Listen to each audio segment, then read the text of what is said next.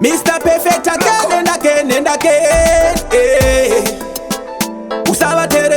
Usabaterere vanoda kuti ona katichinetsana tichibvunzana tumwe tunyaya twekudhara basi ava usavape mukana iwe neni ngatigare tichiwirirana vasiye vataure people them talk isu avatikone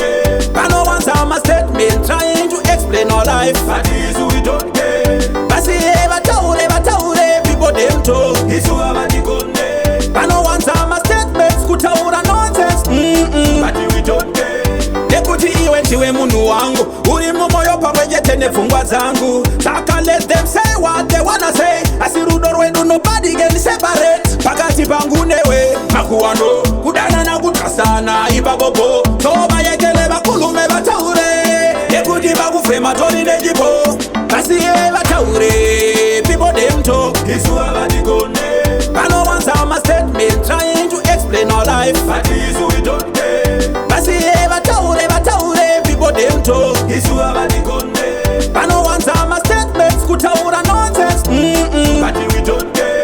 vanoda kuti ona katichinetsana tichibvunzana tumwe tunyaya twekudhara vasi ava usavape mukana iwe neni ngatigare tichiwirirana ivava vanhu ava vari kuda kutiparadzira rudo vanoda patiri pagare paine ruvengo they won't win zverudo ndezvemoyo they won't win atiparadzwe nashoko vataure people them talk isu avatikone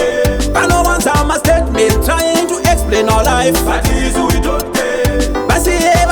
vataure people them talk isu avatikone vano want some statements kutaura nonsense but we don't care nekuti iwe ndiwe munhu wangu uri mumoyo pamwechete nepfungwa dzangu saka let them say what they wanna say asi rudo rwedu nobody can separate ini newe makuwano kudanana kutasana ipapopo tovayekele vakulume vataure nekuti vakufema tori nechipo vasiye vataure people them talk isu avatikone vano want some statement trying to explain our life but isu we don't care vasiye vataure people them talk isu avatikone vano want some statements kutaura nonsense but we don't care isu avatikone but isu we don't care isu avatikone